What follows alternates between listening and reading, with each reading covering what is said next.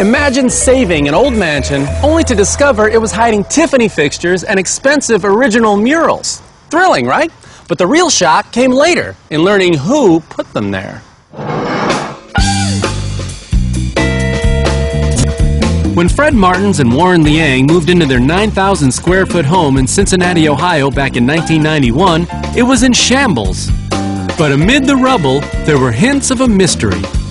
They couldn't help but notice the hand-painted murals in every first-floor room. When we first walked in here, we were blown away. We love these murals. They really are one of the most spectacular things about the house. Of course, it leads one to believe who did that. And we heard various rumors. We just really wanted to know.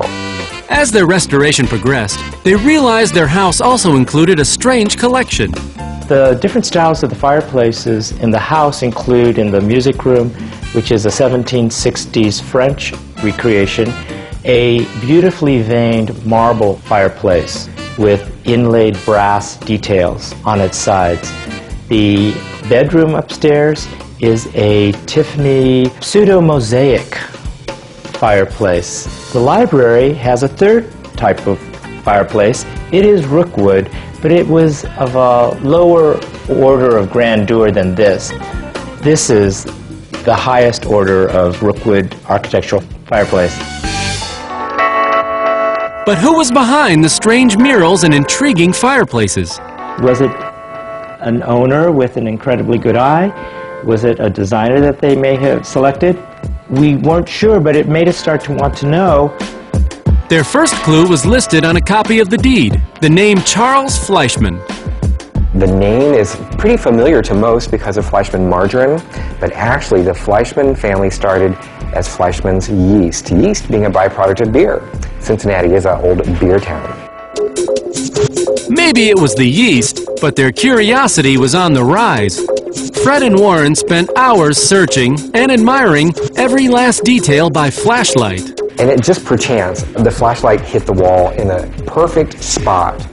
And that spot revealed the little signature was right here. We were astounded. I was in tears. I was so excited. The initials FWB were clear as day. But who was that? They thought they were looking for evidence of Charles Fleischmann.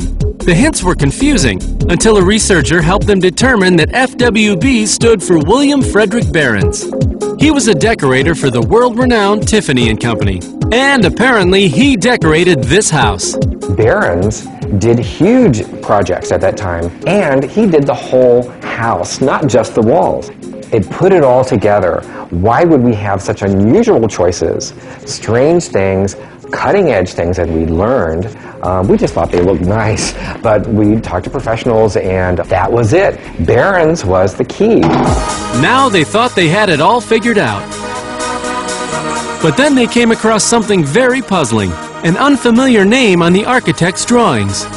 They showed the name of the owner, not Fleischmann, Fetchheimer.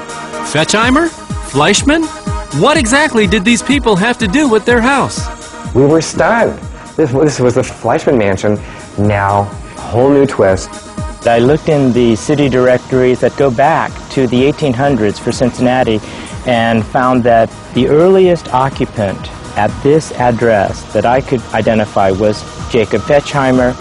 Jacob Fetchheimer was a successful clothier in Cincinnati in the 1900s. So the best that we could ascertain is it was owned by the Fleischmann, but rented by the Fetchheimers.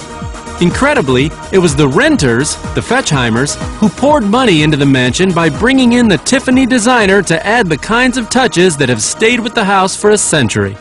Now those are renters any landlord would love. What sold us on this house was all the love and care and thought that somebody put into this. It just radiates that.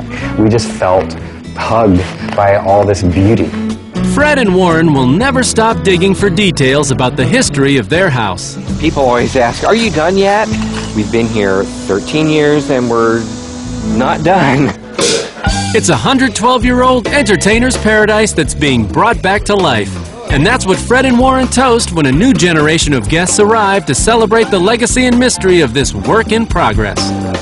We're in some ways just custodians of a house that's going to hopefully live long past us and which was in existence long before we came around. That's a very nice feeling to feel towards your home. Remember, you never know what your own walls might say. Until the next If Walls Could Talk, I'm Mike Siegel. The apple doesn't fall far from the tree. Or...